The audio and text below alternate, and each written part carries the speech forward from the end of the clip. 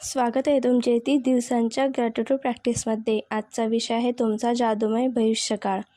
तुम्हीच तुमच्या जीवनाचे शिल्पकार आहात. कृतज्ञता हे जादूचं साधन तुमच्यासोबत आहे आणि त्याच्या सहाय्यानं तुम्हाला तुमचं आयुष्य अविस्मरणीय वाटेल असं घडवायचं आहे. या पुस्तकात दिलेल्या जादूच्या कृतीचे आचरण करून तुम्ही त्याचा पाया घातला आहात. आता कृतज्ञतेच्या सहाय्याने तुमच्या आयुष्यरूपी इमारतीवर अनेक मजले तुम्हाला बांधायचे आहेत.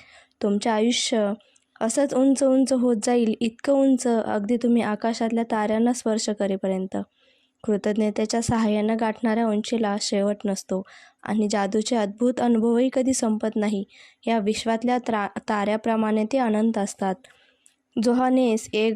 गायटन, प्राध्यापक, धर्मशास्त्र अभ्यासक, कवी असे म्हणतात, कृतज्ञतेने बोलणं सौजन्याचं आणि आनंदाचं असतं. कृतज्ञतेचं आचरण उदार आणि उदात्त असतं, पण कृतज्ञतेने जगणं म्हणजे स्वर्गाला स्पर्श करण्यासारखं असतं. कृतज्ञतेचा तुम्ही घातलेला पाया भक्कम ठेवणं हा इथून पुढे जाण्याचा आदर्श मार्ग आहे. यातून हळूहळू तुमच्या भावनेची सखोलता वाढवत नेऊन कृतज्ञतेची बांधणी आणखी मजबूत करणं आवश्यक आहे. तुम्ही जितकं जास्त कृतज्ञतेचं आचरण कराल, तितकी ती खोलवर रुजलेली तुम्हाला जाणवेल आणि ती जितकी जास्त भावना तुमच्या अंतःकरणात खोलवर पोहोचली आहे हे तुम्हाला जाणवेल, तेव्हा तिच्यासाठी असा तुम्हाला फारच कमी वेळ द्यावा लागेल. आता मी तुम्हाला याबाबतची काही मार्गदर्शक तत्त्वे सांगत आहे. कृतज्ञतेचा तुम्ही सध्या बांधलेला हा भक्कम पाया कायम ठेवायचा असेल, हा आधार आणखी बळकट करायचा असेल, तर तुम्हाला एकाबरोबर अनेक जादूच्या कृतीचा मेळ घालून त्याचं आचरण करावे लागेल. उदाहरणार्थ, आठवड्याचे 3 दिवस जादूचे स्मरण ही कृती करू शकता किंवा तिच्याबरोबर इतर 2 कृतीची निवड करून त्याचे आचरण केलेत तर कृतज्ञता सध्याचा पाया तर भक्कम होईलच, पण त्याचबरोबर तुमच्या जीवनात जादूची निर्मिती होत राहील आणि तुमचं आयुष्य अधिकाधिक चांगलं होत राहील. तुम्ही एक दिवस जादूचे स्मरण, दुसऱ्या दिवशी जादूचे नातेसंबंध, तिसऱ्या दिवशी जादूचे पैसे अशी निवड करू शकता. आठवड्यातले 4 दिवस जादूचे स्मरण ही कृती किंवा तिच्याबरोबरच इतर 3 तुमच्या पसंतीच्या जादूच्या कृतीची तुम्ही निवड करू शकता. 4 दिवस अशा प्रकारे कृती केल्यामुळे तुमची कृतज्ञता टिकवून ठेवली जाईल आणि जादूलाही चालना मिळेल.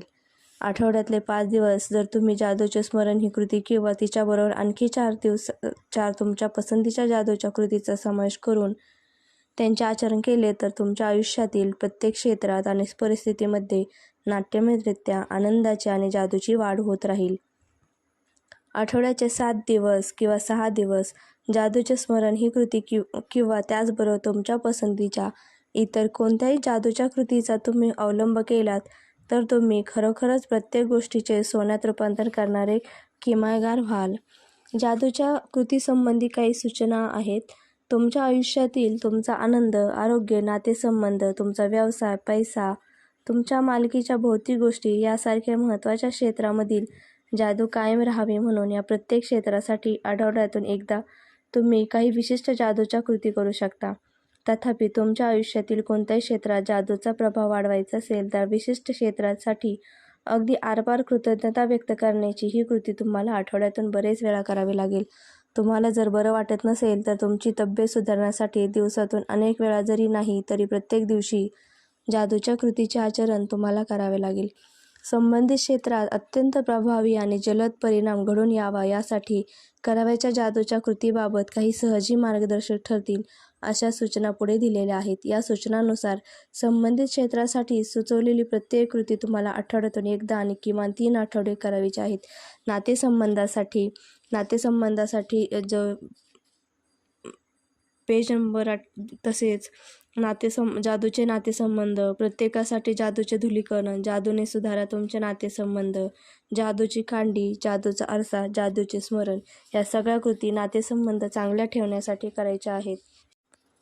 जर आरोग्य चांगले ठेवायचे असेल तर जादुई आरोग्य, प्रत्येकासाठी जादूचे धुलीकण, तसेच आरोग्यातील जादू आणि चमत्कार, जादूची कांडी, जादूचे स्मरण यामध्ये ज्या कृती सांगितलेल्या आहेत त्या तुम्हाला करायच्या आहेत. तसेच पैशासंबंधी काही समस्या असेल तर जादूची धनसंपत्ती, लोहचुंबक, पैशाचे लोहचुंबक, जादूचा धनादेश, जादूची कांडी, जादूचा आरसा, जादूचे स्मरण या ज्या विषयामध्ये दिलेल्या कृती आहेत त्या तुम्हाला करायच्या आहेत. तसेच व्यवसायामध्ये जर चांगले परिणाम घडवून आणायचे असतील तर कामाच्या ठिकाणी घडणारी जादू, प्रत्येकासाठी जादूचे धुलीकरण, जादूची कांडी, जादूचा आरसा, जादूचे स्मरण, या ज्या कृत्या दिलेल्या आहेत त्याच्यामध्ये त्या ज्या सांगितलेल्या आहेत त्या सराव करायचा आहे. तसेच तर काही तीव्र इच्छा असतील तर प्रत्येकासाठी जादूचे धुलीकरण, तुमच्या सर्व इच्छा पूर्ण करा ह्या. त्याच्यानंतर अगदी तुमच्या डोळ्यादेखत जादूची कांडी, जादूचा आरसा, जादूचे स्मरण या चॅप्टरमध्ये ज्या कृती सांगितलेल्या आहेत त्या तुम्हाला करायच्या आहेत. तसेच त्यानंतर तुमचा जादूचा दगड वापरण्याची कृती करणं हा तुम्ही रोजच्या आयुष्याचा भाग बनवू शकता. हा जादूचा दगड तुम्ही कायम तुमच्या झोपण्याच्या ठिकाणाजवळ ठेवा आणि म्हणजे रात्री झोपी जाण्यापूर्वी तो तुम्हाला त्या दिवशी घडलेल्या सगळ्यात चांगल्या गोष्टीबद्दल कृतज्ञता व्यक्त करण्याची आठवण करून देईल. तुम्ही तो जादूचा दगड तुमच्या खिशातही घेऊन जाऊ शकता, म्हणजे प्रत्येक वेळी तेव्हा तुम्ही त्याला स्पर्श कराल तेव्हा तो तुम्ही कोणत्या गोष्टीविषयी कृतज्ञता व्यक्त करायची आहे याची आठवण करून देईल. तसेच जादूचे धुलीकरण, तुम्ही ज्या लोकांना सेवा देता केवळ त्यांच्यावरच जादूच्या धुलीकणांचा शिडकाव करायचा असं नाही, तर इतर अनेकही मार्ग आहेत ज्यावेळी तुम्ही या कृतीचा वापर करणं चालू ठेवू शकता. अगदी प्रत्येक व्यक्तीवर आणि प्रत्येक गोष्टीवर तुम्ही जादूचे धुलीकरण पसरू शकता, त्याचा शिडकाव करू शकता. तुमचे साहेब जर चिडखोर आणि तापट आहेत तर त्यांच्यावर तुम्ही गुपचूपपणे जादूचे धुलीकरण पसरू शकता. तुमच्या कुटुंबातला एखादा माणूस व्यक्ती वाईट मनस्थितीत आहे तर अशा वेळी किंवा भेटणाऱ्या अशा काही व्यक्ती ज्यांच्या आयुष्यात काही जादू घडणं आवश्यक आहे अशा सर्वांवर तुम्ही जादूच्या धुलीकणांचा पाखरण करू शकता. तुम्ही जिथं जिथं जाल तिथे तिथे जादूच्या धुलीकणांचा वापर करू शकता. लहान बाळ, मुलं भेटली तर त्यांच्यावर, तुमच्या बागेतील रोपावर आणि बागेवर, तुमच्या खाद्यपेयावर, तुमच्या संगणकावर, तुमची ईमेल उघडण्यापूर्वी, तुमच्या पाकिटावर, तुमच्या गाडीवर, तुम्ही फोन घेण्यापूर्वी किंवा कोणाला करण्यापूर्वी किंवा तुम्हाला ज्यामध्ये सुधारणा घडून याविषयी वाटते अशा कोणत्याही परिस्थितीवर तुम्ही जादूच्या धुलीकणांचा शिडकाव करू शकता. जादूच्या धुलीकणांचा वापर तुम्ही कुठेही करू शकता. केवळ तुमची कल्पनाशक्ती अपुरी पडली तरच त्याच्या वापरावर मर्यादा येऊ शकते. तसेच आजच्या पाठामध्ये आपण नातेसंबंध सुधारण्यासाठी, आरोग्य सुधारण्यासाठी, पैसा, व्यवसाय या सगळ्या गोष्टींमध्ये चांगले परिणामकारक बदल घडवून आणण्यासाठी कोणकोणत्या कृती एक सोबत करू शकता याचे उदाहरण आपल्याला दिलेलं आहे. तसेच त्या प्रकारे तुम्हाला जे क्षेत्र चांगले बनवायचे आहे त्या क्षेत्रातल्या सगळ्या प्रकारच्या कृती तुम्ही करू शकतात. धन्यवाद. तुम्ही सर्वांनी या ग्रॅटिट्यूड प्रॅक्टिसमध्ये सहभाग घेतल्याबद्दल तुम्हा सर्वांचे खूप खूप धन्यवाद.